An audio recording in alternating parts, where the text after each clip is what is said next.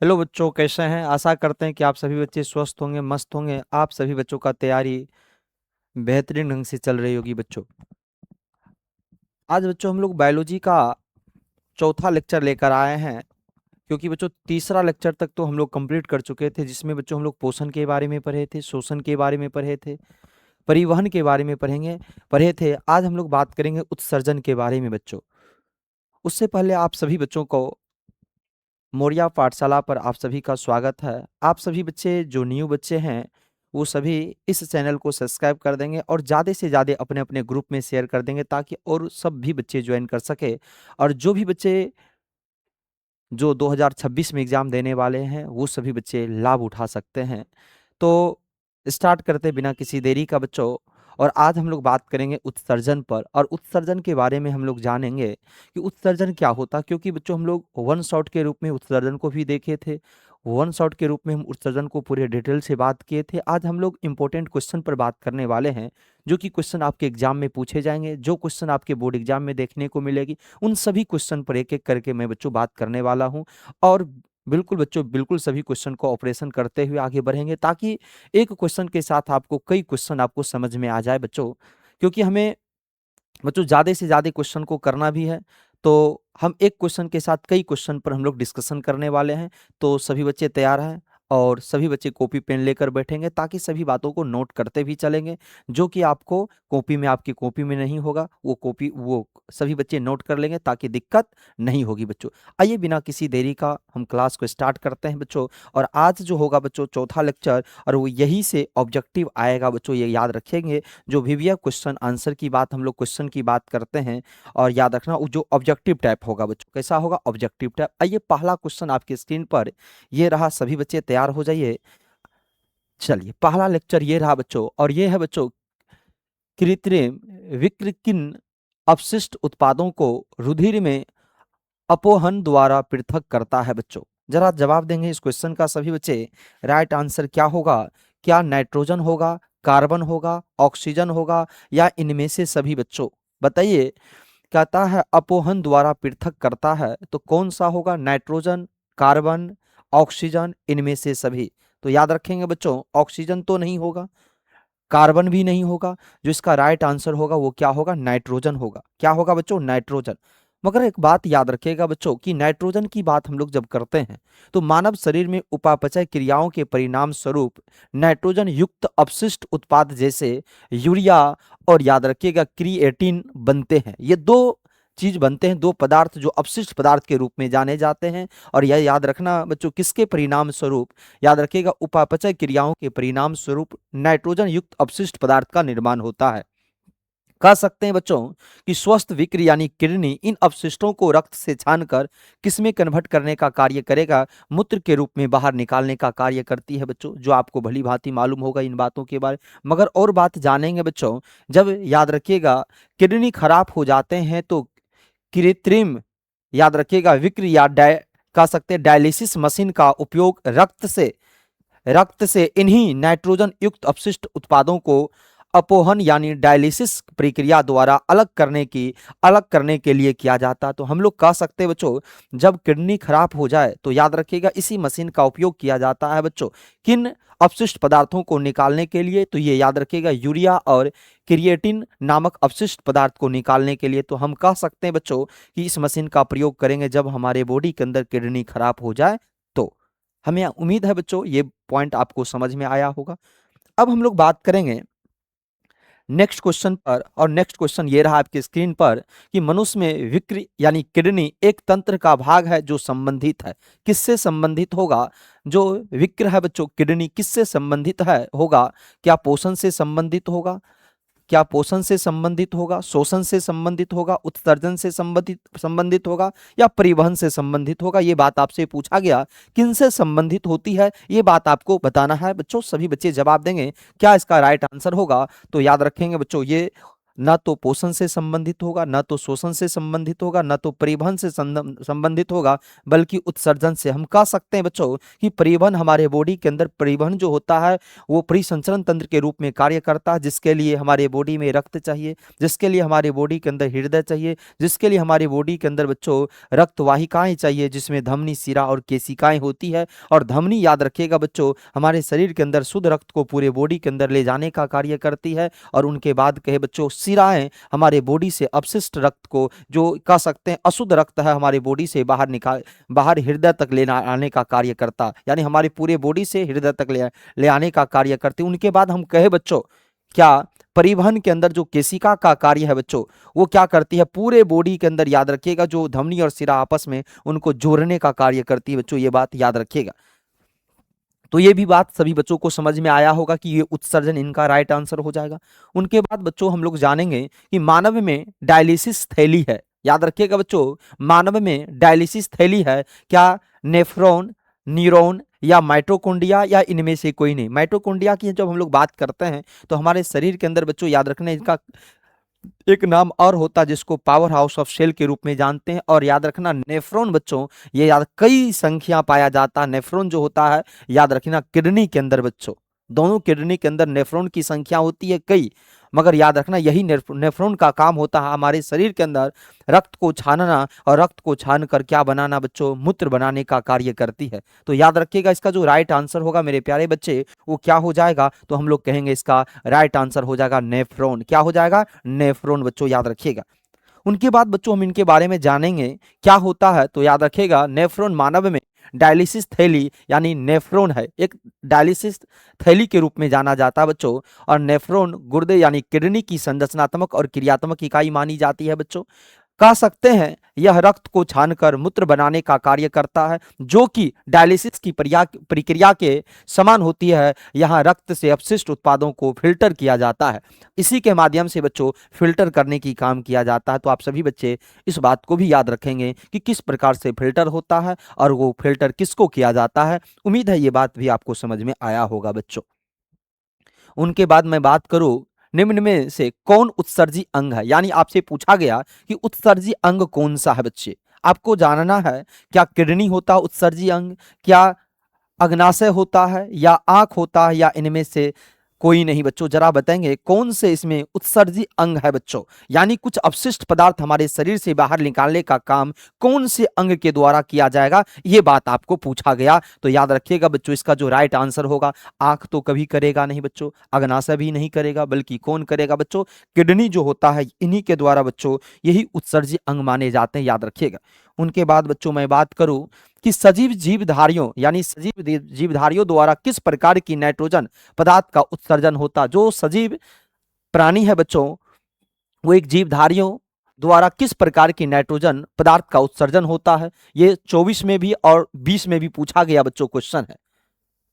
क्या अमोनिया होगा, यूरिक अम्ल होगा, या यूरिया होगा? जरा बताइएगा सभी बच्चे। तो हम लोग कह सकते हैं बच्चों कि जो उत्सर्जी अंग है, ये तीनों उत्सर्जी अंग के रूप में, याद रखिएगा बच्चों, तीनों को किया जाता है, जिसमें याद रखिएगा बच्चों अमोनिया को भी कर सकते हैं, यूरिक अम्ल को भी कर सकते हैं, और उनके साथ साथ बच्चों यूरिया को। तो इसका जो राइट आंसर हो जाएगा इनमें से सभी बच्चों, याद रखिएगा डी ऑप्शन। बिल्कुल सभी को याद रखना, सभी ये उत्सर्जी पदार्थ के रूप में जाने जाते हैं और सभी को शरीर से बाहर निकालने की जरूरत होती है। नहीं तो बच्चों हमारे लिए, हमारे शरीर के अंदर ये ज्यादा समय तक नहीं रह सकता है, क्योंकि हमारे लिए हानिकारक पदार्थ के रूप में जाने जाते हैं। और जितने ज्यादा समय तक हमारे शरीर के अंदर रहेगा, वो हमारे शरीर को और हानि पहुंचाने का कार्य करेगा बच्चों। इसलिए हमारे शरीर के अंदर इसका कोई जरूरी नहीं है बच्चों, अपशिष्ट पदार्थ के रूप में जाने जाते हैं। उनके बाद बच्चों मैं बात करूं, मनुष्य में निम्न में से किससे संबंधित है, यानी किडनी इसमें से किससे संबंधित है। क्या पोषण से संबंधित है? पोषण की बात जब हम करते हैं तो ये याद रखिएगा ग्लूकोज के रूप में, एटीपी के रूप में हमारे शरीर के अंदर एनर्जी देने का कार्य करती है। शोषण की बात करें तो हमारे शरीर में वायवीय की बात करते हैं बच्चों, ऑक्सीजन, और इन्हीं के प्रेजेंस में बच्चों हम लोग कह सकते हैं कि भोजन को तोड़ने का काम करते हैं। तीसरा, परिवहन की बात करें बच्चों, तो परिवहन हमारे शरीर के अंदर एक भाग से दूसरे भाग तक किसी पदार्थ को ले जाना हो, किसी चीजों को, तो परिवहन यानी कह सकते हैं परिसंचरण तंत्र के माध्यम से हमारे बॉडी में एक भाग से दूसरे भाग तक जाने का काम करेगा बच्चों। मगर उत्सर्जन जो है बच्चों याद रखिएगा, उत्सर्जन है ये याद रखिएगा, उत्सर्जन जो होता है ये याद रखिएगा, इसके ये जो काम करता है अपशिष्ट पदार्थों को बाहर निकालने का, और वो याद रखना किडनी के मदद से। तो किससे संबंधित है ये बात पूछा गया, तो उत्सर्जी से ये संबंधित है बच्चों, याद रखिएगा। इसका डी ऑप्शन क्या हो जाएगा, राइट आंसर बच्चों। 7 नंबर क्वेश्चन जो पूछा गया 17 और 2020 में बच्चों, निम्न में से कौन किडनी की संरचनात्मक एवं क्रियात्मक इकाई है बच्चों। विक्र की संरचनात्मक एवं क्रियात्मक इकाई है, ये 24 में, 17 में और 20 में पूछा गया। 3 ईयर्स में बच्चों ये क्वेश्चन अभी तक पूछा गया है। तो क्या होगा, न्यूरॉन होगा, नेफ्रॉन होगा, या ग्लोमेरुलस होगा, या निलय होगा बच्चों। जरा हम इस बात पर चर्चा कर दें बच्चों कि ये जो पूछा गया किसका होगा, ये बात तो सभी को पता चल गया कि इसका जो सही आंसर होगा वो क्या होगा बच्चों, नेफ्रॉन होगा। क्या हो जाएगा, नेफ्रॉन, यानी बच्चों कह सकते हैं बच्चों बी ऑप्शन इनका बिल्कुल राइट हो जाएगा बच्चों।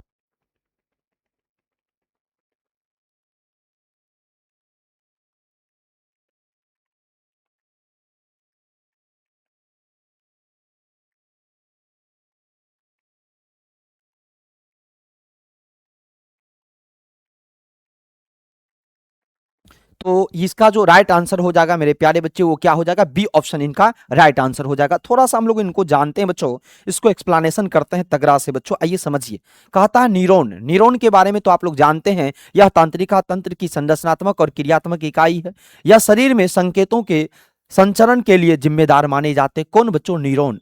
दूसरा हम लोग बात करें नेफ्रॉन, जैसा कि ऊपर बताया गया है, ये एक बच्चों किडनी का एक इकाई है बच्चों। तो यही तो राइट आंसर था आपके लिए बच्चों, नेफ्रॉन ही तो इसका राइट आंसर था। तीसरा बच्चों आपको दिख रहा था ऑप्शन में, तीसरा सी ऑप्शन, ग्लोमेरुलस, ये क्या है बच्चों, यह नेफ्रॉन का एक हिस्सा है जो कोशिकाओं का एक गुच्छा होता है, और जहां रक्त का निस्पंदन शुरू होता है, और यही बच्चों याद रखना रक्त का निस्पंदन शुरू होता है। चौथा, निलय की बात करें, वेंट्रिकल की बात करें, तो आप सभी को मालूम होगा कि मानव के हृदय के अंदर 4 चैम्बर होती है, 2 लेफ्ट और 2 राइट। लेफ्ट साइड बच्चों शुद्ध ब्लड की बात करें, राइट साइड अशुद्ध ब्लड की बात करें। मगर एक बात याद रखना बच्चों, जो ऊपर की ओर होता है वो होता है आर्टियम की बात, नीचे वेंट्रिकल होता है। तो याद रखिएगा लेफ्ट साइड का जो वेंट्रिकल है, निलय है, वहीं से बच्चों रक्त याद रखिएगा महाधमनी से होते हुए याद रखना बच्चों रिलीज होता है, बाहर निकलने का, ये बाहर बॉडी के अनेक हिस्सों में जाती है। तो हम लोग कह सकते हैं बच्चों कि यह हृदय का मस्तिष्क में पाया जाने वाला एक कक्ष हृदय में निलय रक्त को बाहर पंप करते हैं। याद रखिएगा बच्चों, यहां से ही पूरे शरीर के अंदर रक्त जाने का कार्य करती है, या हम लोग कह सकते हैं बच्चों मस्तिष्क में सबसे पहला याद रखिएगा, यहां से रक्त बॉडी के सबसे पहला याद रखिएगा, कह सकते हैं मस्तिष्क की ओर पंपिंग होता। और ये कौन सा चेंबर से, तो हम लोग कहेंगे उस चेंबर का नाम है बच्चों निलय।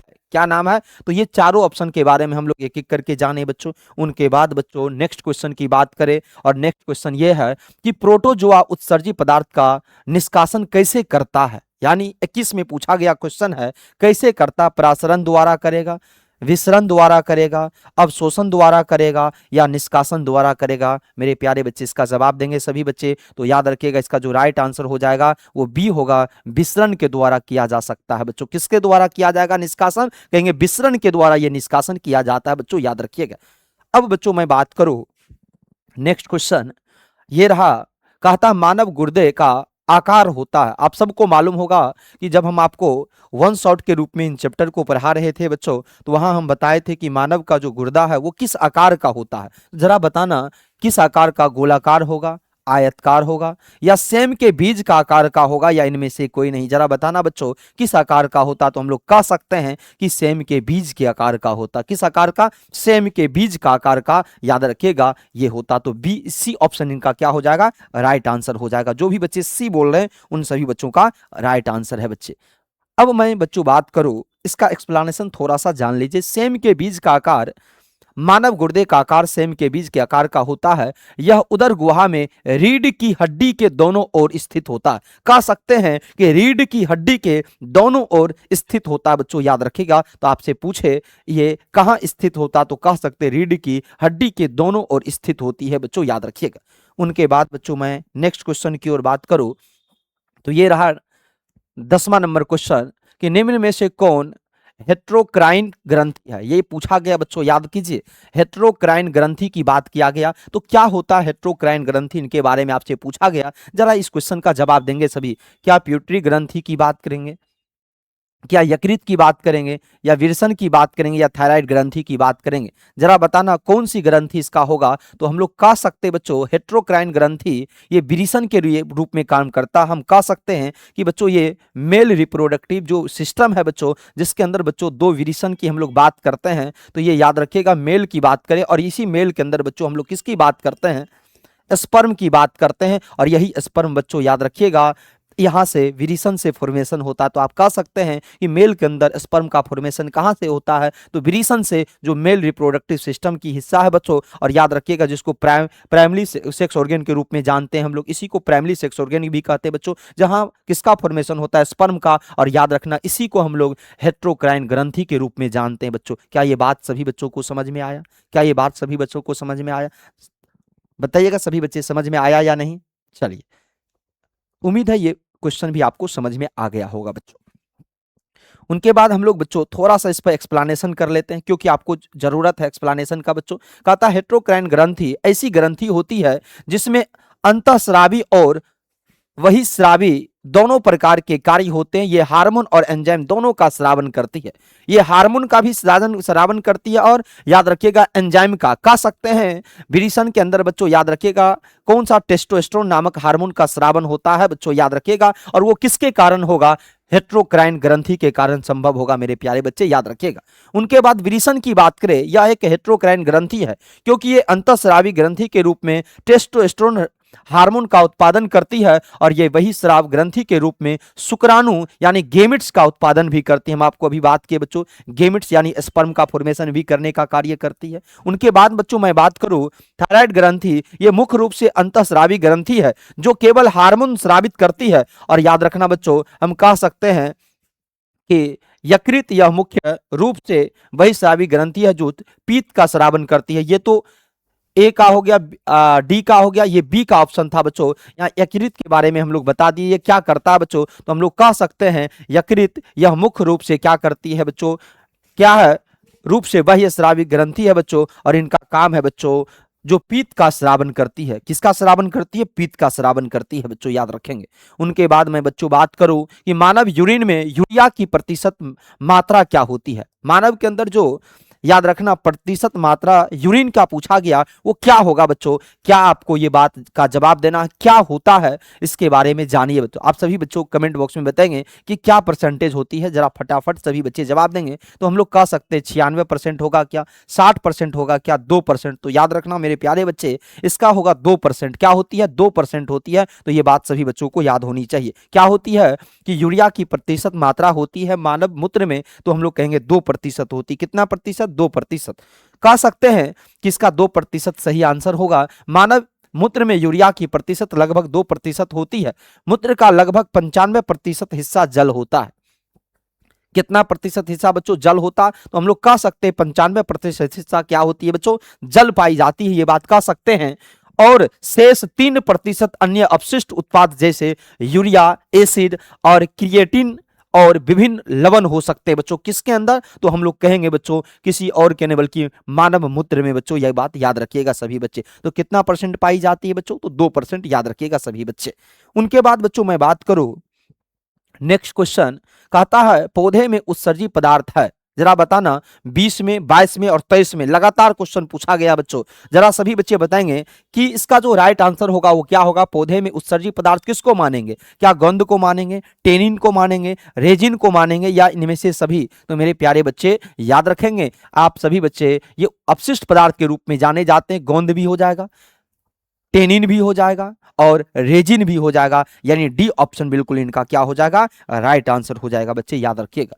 जैसे हम लोग जान सकते हैं कि इनमें से सभी पौधे विभिन्न पदार्थों को उत्सर्जित करते हैं। गोंद, टेनिन और रेजिन सभी पौधों द्वारा उत्सर्जित पदार्थ है जिनसे अक्सर उनके मृत उत्तकों या विशेष ग्रंथियों में संग्रहित किया जाता बच्चों, याद रखना। ये जो हिस्सा होता है ये अपशिष्ट पदार्थ के रूप में जाने जाते हैं और ये सभी अपशिष्ट पदार्थों को बच्चों उत्सर्जन के रूप में यानी उत्सर्जित कर दिया जाता है, शरीर से बाहर निकाल दिया जाता। तो ये बात याद रखना सभी बच्चे, यानी तीनों चीज, गोंद को भी, टेनिन को भी और रेजिन को भी बच्चों याद रखिएगा। उनके बाद बच्चों मैं बात करूं, मूत्र का पीला रंग किस वर्णक के कारण होता है। आपसे पूछे मूत्र का पीला रंग किस वर्णक के कारण होता है, यह बात आप सभी बच्चों को हम पढ़ाए थे वन शॉट में, किसके कारण होता, जरा जवाब दीजिएगा सभी बच्चे। क्या क्रोमोप्लास्ट के कारण होगा, यूरोप क्रोम के कारण होगा, क्लोरोप्लास्ट के कारण होगा या ल्यूकोप्लास्ट के कारण। याद रखिएगा बच्चों, ये लवक का हिस्सा है, हम लोग इसको किसका हिस्सा मानेंगे, लवक का हिस्सा मानेंगे बच्चों, ये लवक का हिस्सा माना जाता है, याद रखिएगा। ये सब किसका हिस्सा है, लवक का हिस्सा बच्चों, प्लास्टिड्स का हिस्सा है। और याद रखिएगा प्लास्टिड्स के बारे में, प्लांट के अंदर प्लास्टिड पाई जाती है बच्चों, जो याद रखिएगा पौधे के अंदर जितने भी कंट्रोल होता है याद रखना लवक के पास होता है। पौधों के अंदर पत्ता का कलर की बात करें जो हरा कलर होता है बच्चों, फल के अंदर रंग कलर, ये कलर की बात करें बच्चों, यानी भिन्न भिन्न प्रकार के जो रंग देने का काम करेगा वो सब लवक करेगा। और लवक में बच्चों क्लोरोप्लास्ट का हिस्सा है, ल्यूकोप्लास्ट का हिस्सा होता है, ये सब पाया जाता है जो पौधा को भिन्न भिन्न प्रकार के रूप देने का कार्य करेगा। तो इसमें जो सही आंसर होगा वो क्या हो जाएगा बच्चों, हम लोग कहेंगे यूरोक्रोम होगा बच्चों। बी ऑप्शन बिल्कुल इनका क्या हो जाएगा, राइट आंसर हो जाएगा।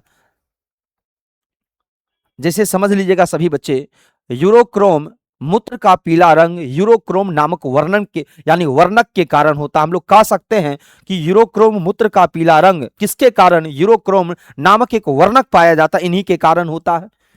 यूरोक्रोम हीमोग्लोबिन के टूटने से बनने वाला एक अपशिष्ट पदार्थ है।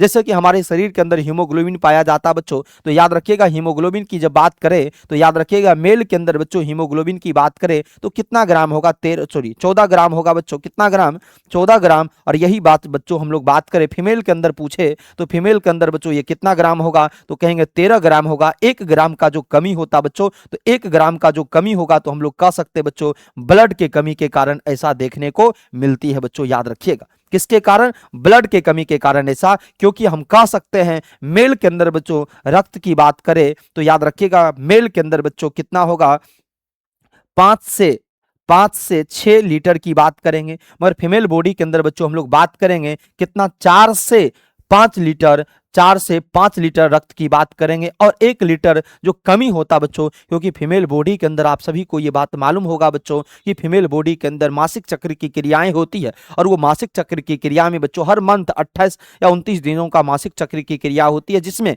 1 से लेकर 4 या 5 दिनों तक रक्त का स्रावन होता है। और वो याद रखिएगा अपशिष्ट रक्त होता है बच्चों, जिसका कोई यूज नहीं होता वो बच्चों, वो याद रखिएगा वो जो विखंडित होता है उसके टूटने से जो रक्त होता है बच्चों वो बाहर निकलने का या रिलीज होने का कार्य, वो 1 से 4 या 5 दिनों तक रक्त का स्रावन होता, वही रक्त होता जिसके कारण बच्चों 4 से 5 लीटर फीमेल के अंदर और 5 से 6 लीटर, 1 लीटर का कमी होगा तो हीमोग्लोबिन में कमी देखेगा। इसलिए बच्चों 1 ग्राम हीमोग्लोबिन में कमी देखने को मिलती बच्चों, याद रखिएगा।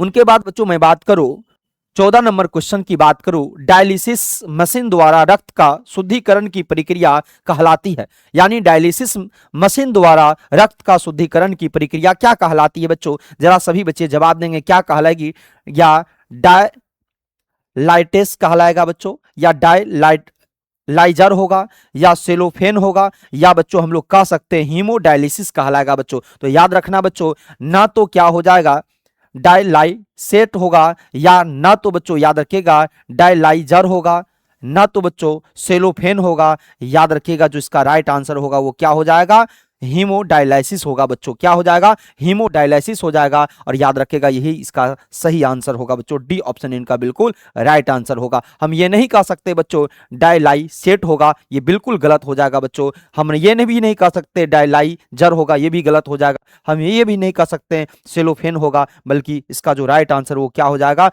हीमोडायलाइसिस होगा बच्चों, याद रखिएगा। उनके बाद बच्चों इसके बारे में थोड़ा सा हम लोग जान लेते हैं, क्योंकि हम आपको पहले भी बताएं एक एक ऑब्जेक्टिव पर ऑपरेशन करने की बात करते हैं बच्चों, ताकि एक क्वेश्चन के साथ आपको कई क्वेश्चन समझ में आ सके बच्चों। कहता हीमोडायलिसिस जो होता बच्चों, डायलिसिस मशीन द्वारा रक्त का शुद्धिकरण की प्रक्रिया को हम लोग क्या कह सकते हैं, हीमोडायलिसिस कहा जाता बच्चों, याद रखिएगा। यह गुर्दों की विफलता वाले व्यक्तियों के लिए एक जीवन रक्षक उपचार है। जिसमें मशीन का उपयोग करके रक्त से अतिरिक्त अपशिष्ट उत्पादों और तरल पदार्थों को फिल्टर किया जाता है। बच्चों याद रखना, एक जीवन रक्षक के रूप में जाना जाता है। और ये मशीन क्या करता है, रक्त के अंदर जो अपशिष्ट पदार्थ है बच्चों, उसको छानकर बाहर निकालने का कार्य किया जाता है बच्चों। और ऐसा ना हो तो याद रखिएगा, ये मशीन ना हो तो कितना भी व्यक्ति को कई व्यक्ति को इससे जान भी जा सकता है बच्चों, याद रखिएगा। तो ये मशीन बहुत कारगर मशीन है बच्चों, याद रखिएगा। कई व्यक्ति का ये जीवन देता है बच्चों, और देता भी है या दिया ही है बच्चों। और याद रखना, इस पर बहुत सारा टेक्नोलॉजी बन चुका है और बहुत सारा नया नया टेक्नोलॉजी आ गया इसके ऊपर। हम लोग बात कर सके बच्चों, गुर्दों में उत्पादित मूत्र अस्थायी रूप से संग्रहित होता है। याद रखिएगा, गुर्दे में उत्पादित मूत्र अस्थायी रूप से संग्रहित होता है। तो इसमें पूछा गया क्वेश्चन है, क्या मूत्र मार्ग में होगा? बिल्कुल नहीं होगा। मूत्र वाहिनी में होगा? बिल्कुल नहीं होगा। विक्राणु में बिल्कुल नहीं होगा बच्चों। याद रखिएगा, मूत्राशय में होगा बच्चों। याद रखिएगा, इसका जो राइट आंसर होगा वो क्या होगा? मूत्राशय। जो भी बच्चे मूत्राशय की बात करें, बिल्कुल इन सभी बच्चों का राइट आंसर डी ऑप्शन बिल्कुल क्या हो जाएगा? राइट आंसर हो जाएगा। जरा देख लेते बच्चों इस क्वेश्चन को। मूत्राशय में मूत्र गुर्दों यानी किडनी में बनने के बाद मूत्र वाहिनी के माध्यम से मूत्राशय में जमा होता है। बात समझ में आ गया? कहता मूत्राशय एक पेशी थैली है। क्या है बच्चों? पेशी थैली है जो मूत्र को शरीर से बाहर निकालने जाने तक अस्थायी रूप से संग्रहित रहती है या संग्रहित करती है। बाहर जब तक ना निकल जाए तब तक ये संग्रहित करने का कार्य करेगा बच्चों। तो याद रखना बच्चों, इसका जो राइट आंसर था वो क्या था बच्चों? डी ऑप्शन इनका राइट आंसर था। चलिए नेक्स्ट क्वेश्चन की बात करें बच्चों, ये है नेक्स्ट क्वेश्चन। लेटेक्स पाया जाता, जरा बताना किसमें लेटेक्स पाया जाता मेरे प्यारे बच्चे?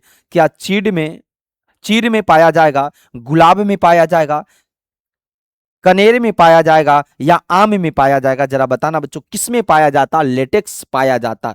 आप सभी बच्चों को हम बताए थे लेटेक्स के बारे में, वन शॉट के रूप में चर्चा किए थे बच्चों। तो आप सभी बच्चों इसका जवाब देंगे, क्या हो जाएगा right answer?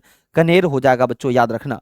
B option, C option बिल्कुल इनका राइट आंसर। जरा समझना बच्चों, उत्सर्जन में किडनी का मुख्य कार्य रक्त को छानना और मूत्र के रूप में अपशिष्ट उत्पादों को शरीर से बाहर निकालना। इस प्रक्रिया को तो उत्सर्जन कहते हैं। मगर शोषण में फेफड़ा, जनन में जननांग और पाचन में पेट और आंतों का सहायता। यही बच्चों याद रखिएगा, इसी का कुछ पॉइंट था। मगर ये बात हम लोग किसके बारे में जाने बच्चों? याद रखिएगा, इसका जो राइट आंसर होगा सी होगा, यानी कनेर होगा बच्चों। याद रखिए, वो थोड़ा सा पॉइंट हम इस पर चर्चा कर दिए बच्चों। उनके बाद बच्चों हम लोग बात कर सकते हैं कि जो किडनी है बच्चों, किडनी का सहायता प्रदान करता कौन? किडनी का सहायता प्रदान करता, विक्र का सहायता प्रदान करता कौन? 2024 में पूछा गया क्वेश्चन है। क्या शोषण में, जनन में, उत्सर्जन में या पाचन में? जरा बताना किसमें कौन सहायता प्रदान करता? जरा ये बात आपसे पूछा गया, क्योंकि सहायता प्रदान तो करेगा बच्चों, तब तो हम इनके बारे में, तो इसका नाम बताना कौन सहायता प्रदान करता, जरा इनके बारे में हम जानेंगे। तो याद रखना, इसका जो राइट आंसर हो जाएगा मेरे प्यारे बच्चे, वो क्या हो जाएगा? उत्सर्जन। और यही क्या करता बच्चों? किडनी को सहायता प्रदान करता बच्चों। याद रखिएगा, किसी भी अपशिष्ट पदार्थ किडनी जो के मदद से छनाता बच्चों रक्त से, और वो याद रखिएगा उत्सर्जी पदार्थ के रूप में जाने जाते। तो संबंध पूछा गया, किससे कौन संबंध है, जरा इसको भी हम लोग समझ लेते हैं बच्चों। उत्सर्जन में विक्र यानी किडनी का मुख्य कार्य रक्त को छानना और मूत्र के रूप में अपशिष्ट उत्पादों को शरीर से बाहर निकालना। ये किसका काम है? जरा बताना। उत्सर्जन का काम है बच्चों। इस प्रक्रिया को उत्सर्जन कहते हैं। शोषण में फेफड़े, जनन में जननांग और पाचन में पेट और आंतों सहायता करता। तो हम लोग क्या जाने बच्चों कि उत्सर्जन सहायता रक्त को छानने में, तो उसी तरह हम लोग जाने बच्चों शोषण में फेफड़ा काम करता, और जनन में बच्चों जननांग और पाचन में बच्चों पेट और आंतों का सहायता करती है। तो हम लोग एक के साथ कई क्वेश्चन पर हम लोग डिस्कशन किए, कई क्वेश्चन को जानने का प्रयास किए बच्चों। उनके बाद बच्चों हम लोग बात कर सकते हैं, इस लेक्चर का बच्चों लास्ट क्वेश्चन की बात करेंगे। वो सेकंड लास्ट क्वेश्चन था, निम्नलिखित में कौन मनुष्य का एक उत्सर्जी अंग नहीं है? निगेटिव क्वेश्चन पूछा गया, तो निगेटिव क्वेश्चन को हम लोग विशेष रूप से ध्यान देंगे कि निगेटिव क्वेश्चन बच्चों फंसाता है ज्यादातर। याद रखना बच्चों कि निगेटिव क्वेश्चन हो तो थोड़ा सा आप रुक जाएंगे और सही से उसका उत्तर देने का प्रयास करेंगे। नहीं तो अक्सर बच्चों निगेटिव क्वेश्चन और सभी वाले क्वेश्चन में ये नहीं मार दीजिएगा कि इसका डी आंसर हो जाएगा। बच्चों याद रखें, उसको क्वेश्चन को समझ के हमें पढ़ना है और तब उस पर हमने जवाब देने की बात है बच्चों, इसे अक्सर गलत हो जाएगा। क्या फेफड़ा होगा, विक्र यानी किडनी होगा, याद रखिएगा अग्नाशय होगा या त्वचा होगा, जरा बताना कौन उत्सर्जी अंग नहीं है मेरे प्यारे बच्चे। तो आपको मालूम है फेफड़ा की बात करिए, याद रखिएगा कार्बन डाइऑक्साइड को निकालने का कार्य करती है बच्चों, यानी कह सकते CO2 को निकालने का कार्य करती है। विक्र की बात करिए, उत्सर्जी पदार्थ जो मूत्र को हम लोग कह सकते हैं बच्चों, मूत्र का हिस्सा बच्चों हम लोग कह सकते हैं। मगर त्वचा भी तो पसीना को बाहर निकालता है बच्चों, किसको?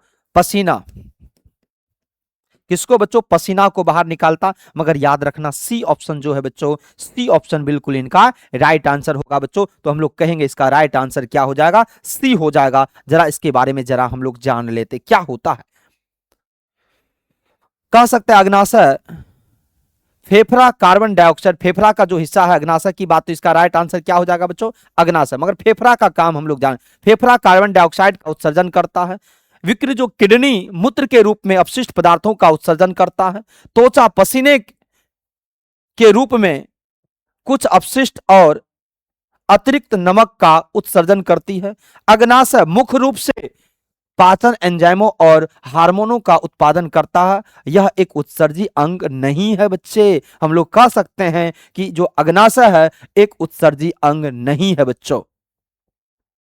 क्या है? उत्सर्जी अंग नहीं है। तो आपको इस बात का पता चल गया, फेफड़ा कार्बन डाइऑक्साइड का उत्सर्जन करेगा, किडनी जो है बच्चों वो मूत्र का उत्सर्जन करेगा। हम लोग कह सकते हैं बच्चों कि जो स्किन यानी त्वचा है, याद रखिएगा वो पसीने के यानी पसीना के रूप में कुछ अपशिष्ट और अतिरिक्त नमक का उत्सर्जन कर सकती है। अग्नाशय मुख्य रूप से पाचन एंजाइम और हार्मोन का उत्पादन करता है, मगर याद रखिएगा उत्सर्जन अंग नहीं माने जाते हैं। तो डी सी ऑप्शन इनका राइट आंसर हो जाएगा बच्चों। जो भी बच्चे सी ऑप्शन दिए बिल्कुल उन सभी बच्चों का राइट आंसर है बच्चे। क्या उम्मीद है बच्चों कि आप सभी बच्चे इस क्वेश्चन को समझे होंगे और सभी बच्चे इस क्वेश्चन को बेहतरीन ढंग से एक एक करके जो इंपॉर्टेंट पॉइंट था उसको नोट भी किए होंगे बच्चों। याद रखिएगा बच्चों ये क्वेश्चन जो आपको बताया गया वन शॉट, ये ऑब्जेक्टिव जो भिविया ऑब्जेक्टिव था जो आपके एग्जाम में पूछे जाएंगे बच्चों, वो याद रखिएगा 4 चैप्टर का ऑब्जेक्टिव भी कंप्लीट कर दिए बच्चों, 4 चैप्टर का वन शॉट भी कंप्लीट कर दिया हूं मैं बच्चों। अब बच्चों हम नेक्स्ट चैप्टर पर बात करेंगे और हमें उम्मीद है कि सभी बच्चे इस चैप्टर को, चारों चैप्टर को बेहतरीन ढंग से पढ़ेंगे और सभी एक एक करके सभी क्वेश्चन को भी, जो क्वेश्चन आंसर करा उसको भी नोट करेंगे और ऑब्जेक्टिव को भी आप लोग सभी बच्चे बेहतरीन ढंग से देखने का प्रयास करेंगे, ताकि आपको एग्जाम में इस चैप्टर से एक भी क्वेश्चन पूछे तो याद रखिएगा उस क्वेश्चन को आप बनाकर आएंगे बच्चों। तो आप सभी बच्चे एक बार क्या करेंगे, जो भी बच्चे न्यू बच्चे इस चैनल पर जुड़े हैं वो सबसे पहला इस चैनल को सब्सक्राइब कर लेंगे और बेल आइकन को दबा देंगे और ज्यादा से ज्यादा बच्चों इस लेक्चर को शेयर कर देंगे। तो फिर मिलते हैं बच्चों नेक्स्ट लेक्चर में, तब तक के लिए सभी बच्चों को धन्यवाद बच्चों।